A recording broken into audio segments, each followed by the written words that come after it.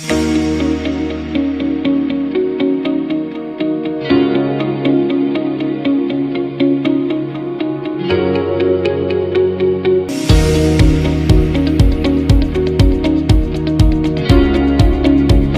this takes me back to a time when I just graduated from Armed Forces Medical College in Pune, and I had been assigned an internship at Safdarjung Hospital in New Delhi, because that's the only place one could go and get a training for us ex-AFMC graduates while you were in Delhi. And it was my luck that I met Dr. Shanti Ghosh and worked with her in her pediatric unit. And that is where I met Dr. Bhargav, Santosh Bhargav, who helped found the National Neonatology Forum. After I completed my MD, I came to the US because I'd fallen in love with neonatology while working with Dr. Shanti Ghosh. And I wanted to learn the academia and what was happening in the world of neonatology so that I landed in the US. And those circumstances were such that, as when you come to the US, you have to repeat your residency, you have to repeat your fellowship. And what I experienced in neonatology was a complete diversity of opinions and difference of those that were being practiced in India. And so I decided to do a PhD in physiology at that time as a part of my training. It was while I was doing that and I was visiting India that Dr. Shanti Ghosh and Dr. Bhargav mentioned about the meeting that was going to take place in Pune, or one of the earliest NNF meetings. And I attended that meeting. And in addition to meeting and being inspired by Dr. Shanti Ghosh, I met another obstetrician who was, in those days, obstetricians were invited to the National Neonatology Forum. And I met Dr. Banu Koyaji.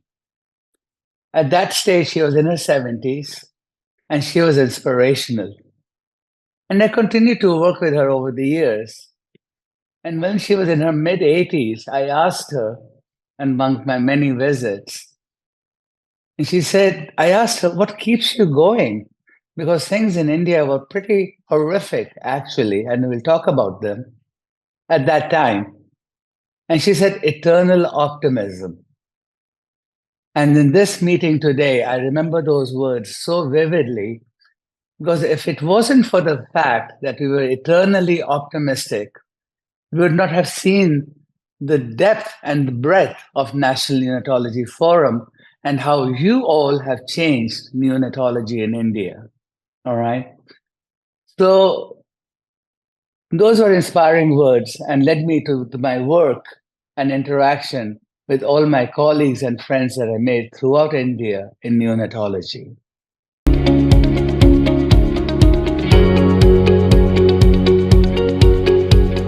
The singular incident that comes to my mind that following my visit to Pune at NNF, I decided to come to India during my vacation time. Every year you have 4 weeks of vacation in the US. So I would take my vacation, come to meet my family in India, and I would decide to go out and interact with various individuals.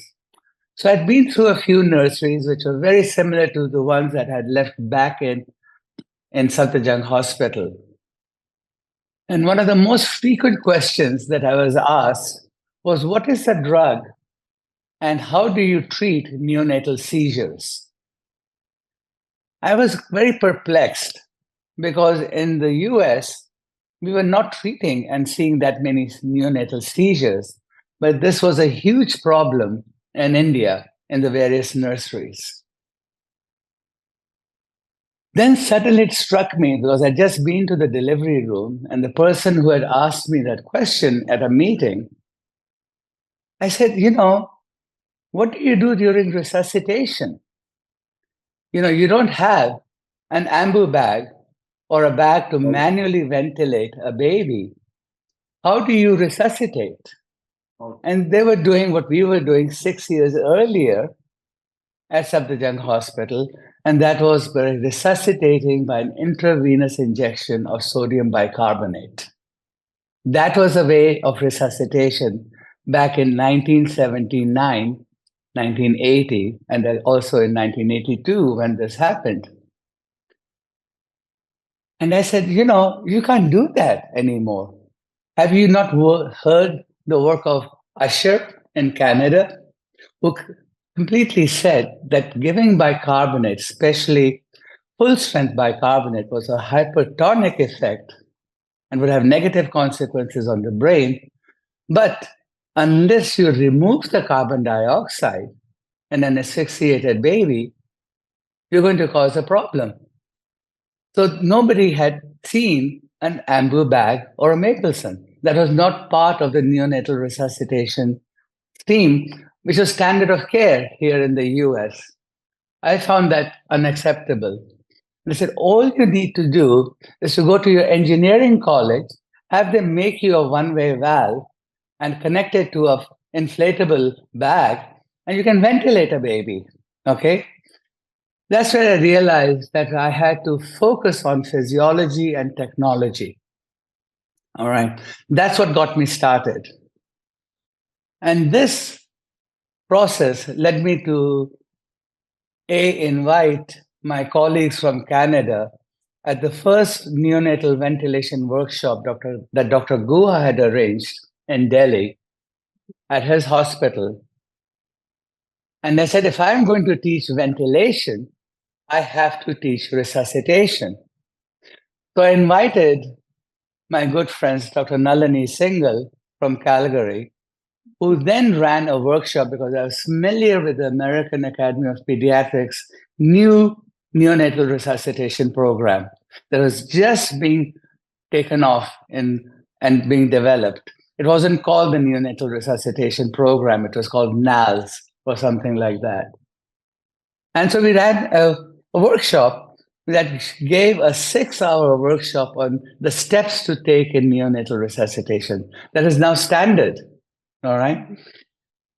And the reaction was, oh my God, why do we have to learn 8 hours for resuscitation? Right? Everybody rejected that. But there were some, the younger crowd said, this makes sense because it's a stepwise protocol. All right. That began our journey with Dr. Paul and Dr. Meherban Singh, my dear friend, Dr. Vidya Sagar, to launch the National Neonatal Resuscitation Program. And that was main part of the workshop in the mid-80s throughout the US.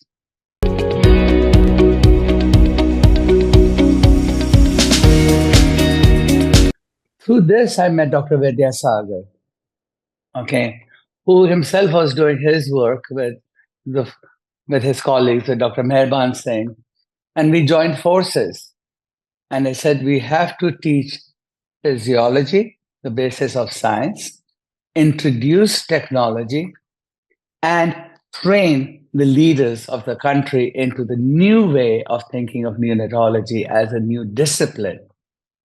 And Dr. Vidyasagar was holding annual courses in the US on neonatology. He would run a 7-day course, all right? And so with him and I, through our own funds, we invited the leaders of NNF, of various academic units, and we introduced them to modern day neonatology. And I focused on the younger generation because they were really smart. And Dr. Paul, as you know, was the smartest of them all. And so he was our first student, and that's where we worked together. And what Dr. Paul did was he took notes. He understood the protocols, right?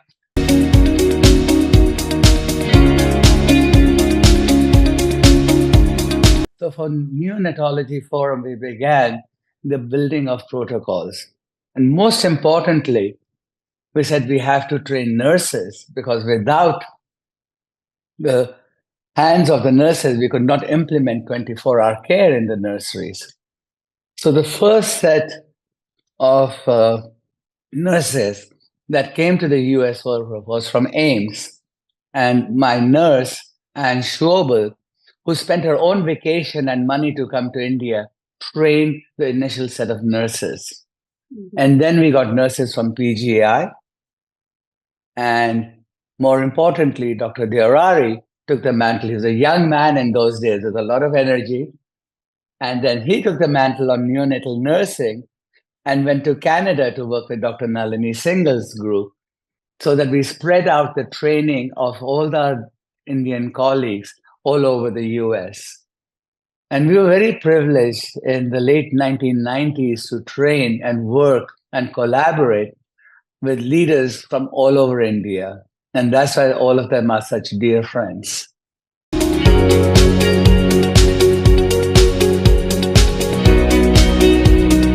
So there were many, many, many such instances. You know, I was the first one to smuggle a neonatal ventilator to India. You could bring a ventilator, and I brought it in my bag, but I declared it at the customs. It took me a whole 2 days sitting at the Delhi airport customs to navigate, to be able to get the machine out so that I could convince the customer that this was a life-saving equipment and therefore it was okay to bring it into India because it was life-saving. All right. That is the first ventilator that I brought to Hyderabad, Nilafar Hospital. And then others came. And many people learned to bring a lot of different disposable equipments to help individuals.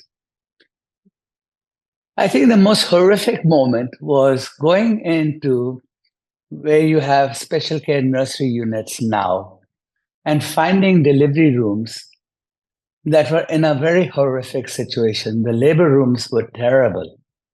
All right. The labor room was a flat stainless steel table on which the mother laid and delivered a baby with very limited linen and comfort. Usually a very cold room with metallic instruments and no place to resuscitate. The other thing that we found in these places that right from the British days, they had a room right next to the delivery room, which is a completely dark room, which was called the eclampsia room. They would place the mothers in this dark room because they didn't want a lot of stimulation, and made sense back in the 1940s. But now, in the 1980s and 70s, there was no eclampsia anymore because they were getting good obstetrical care as could be provided. It was rare to see eclampsia. And those rooms were used as storage and nothing else, because they had a big sign on it, eclampsia room, and nobody used it. It was empty. And we said, can we have this for resuscitation in an SCNU? All right. That's where the whole concept of developing SCNU started, that there was space, there was real estate in the delivery room, and that we could utilize that space and claim it for the neonatologist and the pediatrician. So the transition of the labor rooms, the photographs that you see in history, they were frightening. They were sad, right? And they were a remnant of the British Empire. And we changed that in the 80s and the 90s. So people like leaders that you've had and presidents who took on the SNU concept and bring quality care to the US was a very important step in my mind, that we could do things at SCNUs. To me, that was a phenomenal success for India and for NNF. It has changed the fabric of India. When then we went to the villages and we felt that we could actually bring care that was possible at an international level to a village in India. My thought in 1999, at the turn of the century, was that a baby born in a village in California should have the same outcome and get the same care as a baby in a village in India. Okay, that was my plan. That was my mission that I undertook. I sent a team to Munnar in Kerala of residents from Children's Hospital of Philadelphia. Munnar, the tea estate, has 24 villages that were beautifully networked, all right, from way back when, and had a good healthcare system. And the delivery rooms were being managed by the midwives. My residents stayed there for 3 months and trained the midwives on the neonatal resuscitation program. All right. And Dr. Sudhendra, who was the pediatrician in charge working with me, was assigned in that at Bonar unit, and he helped train these individuals. And it was phenomenal how successful it was, and renewed my thought that if we could work with midwives, you know, train them more than being traditional birth attendants, that we could advance resuscitation throughout India. And that was the impetus to try and get primary rural care being delivered throughout. The beginnings of that program we did with the University of Pennsylvania, and that formed the basis of the RBSK program, and then became the huge current program that it is. But an initiative that you can train people who are not scientifically trained, but were working at the front line and teach them protocols that can make a difference.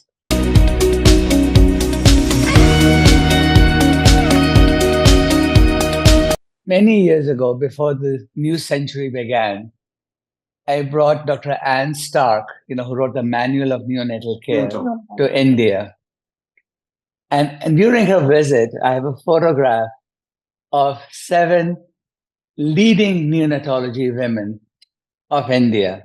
I mean, Dr. Jayam was one of them, but by that time she wasn't there. But all the 7 who were there, Simin Irani, Armida Fernandez, Shashivani, and others, there were 7 of them. And I said, these are the steel magnolias of India meeting the steel magnolia of the US. Dr. Anne Stark just got the Virginia Apgar Award from the American Academy of Pediatrics.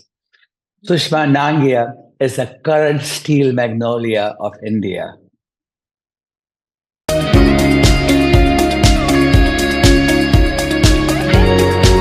The first thing, the most important thing, I shared knowledge, and people allowed me to share knowledge. The second was to open doors to the nurseries, open doors to professional organizations like the AAP and the PAS, and open doors to academia. I mean, the academic productivity from India is mind-boggling. Indians have contributed to academia worldwide. So you look at any paper, any good paper, there's always an Indian in that team, all right? Often under-recognized, often undervalued, but there's an Indian in that paper, and you know that they were working damn hard, all right? So it's individuals who became academicians and who led their own fields, like you did with SNU. So I think I contributed in every step of the way of the disciplines of resuscitation, ventilation, sepsis management, and hygiene. I learned about breastfeeding from Dr. Jayam in India and brought the Paladay Cup to the US. That was my first technology transfer. I said, before I bring technology to India, let me take something from India to the US. All right. So bilateral exchanges. It has been a simple exercise of collaboration. It was not me teaching people because I was learning at the same time. We were trying to promote the promise of neonatal care, yet also promote the academics of neonatal care. And with that, you bring in integrity, you bring in national pride, you bring in national value. And the contribution that the Indian neonatologists trained at centers like AIMS, PGI, Gangaram Hospital, Chennai, and elsewhere in Bangalore and Kerala, all of these individuals have contributed, whether they stayed in India or went outside, to Indian neonatology. So the forum that we have of Indian neonatologists worldwide is an incredible resource. I mean, there is a WhatsApp, which should be, through the NNF. It's really a phenomenal forum where through social networking that individuals are connected, because you can take care of the same healthcare system in India as you can anywhere else. You don't have to be born in Australia or Britain or in the US to get the best healthcare. You're there right now to get good healthcare for neonates in India. And that, to me, has been able to create a platform of collegiality and collaboration. And that's what your organization represents.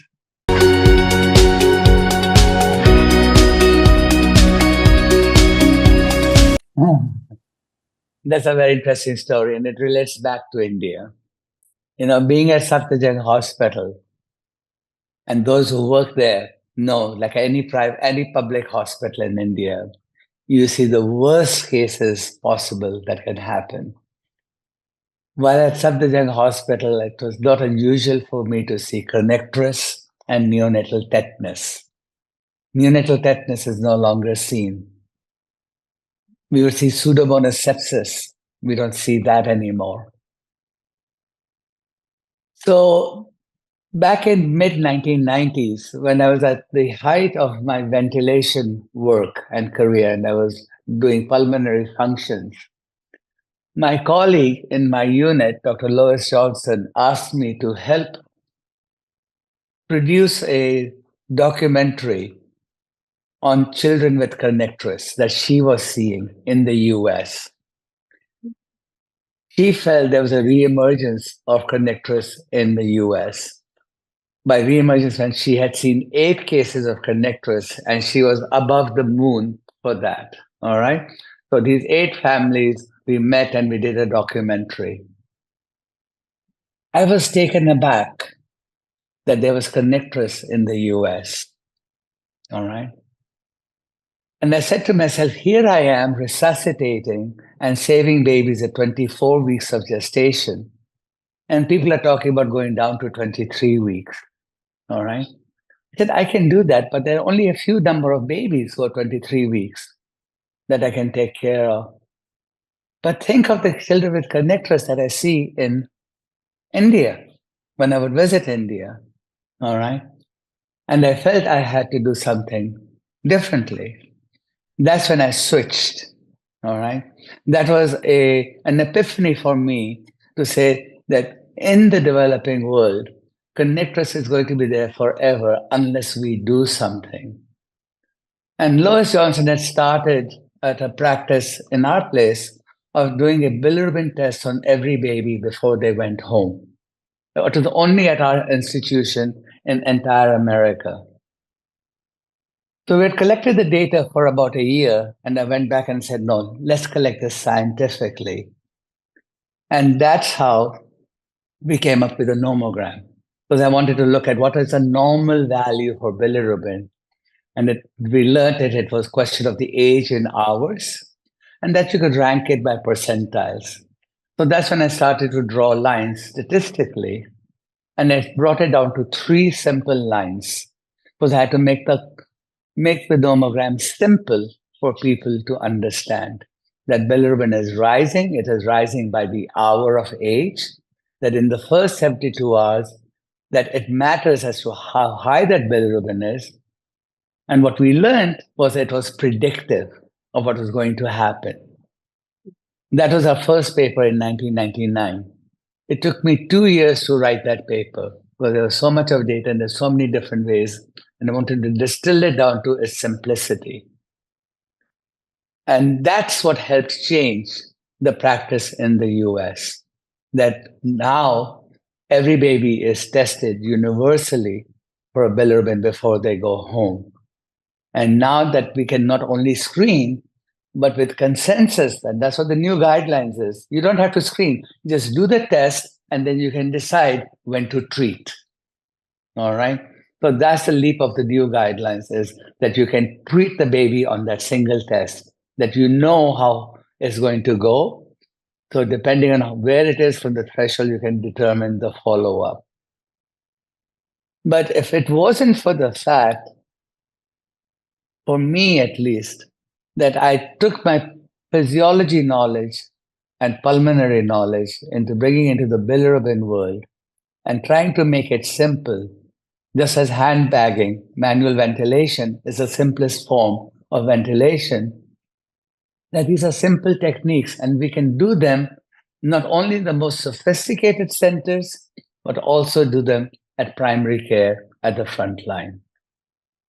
And that's what we're doing now with phototherapy.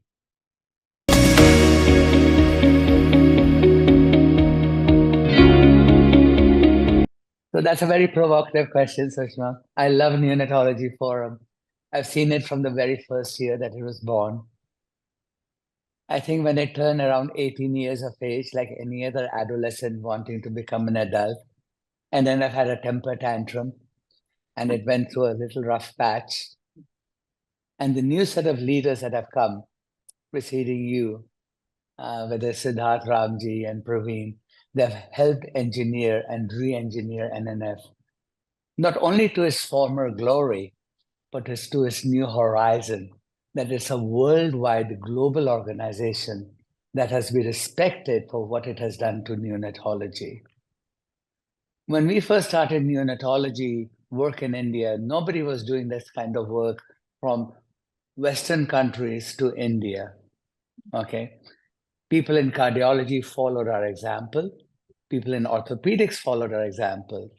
So now you see a lot of exchange programs between cardiologists and orthopedics and liver surgeons. But we were the first people to do it, right? Because babies are important to us. We're advocating for babies no matter where they are born. So that's my answer to you, is that you guys are at the pinnacle of spreading the word across the world, not only for the care that you provide at the primary care level for the 1.2 billion Indians, but also to the quality of care that you provide so that it meets academic and international standards. And there's nothing to be ashamed of. We have done well, all right? Given the heritage that we got from the British leftover colonial empire, we have done in an outstanding manner to rise up.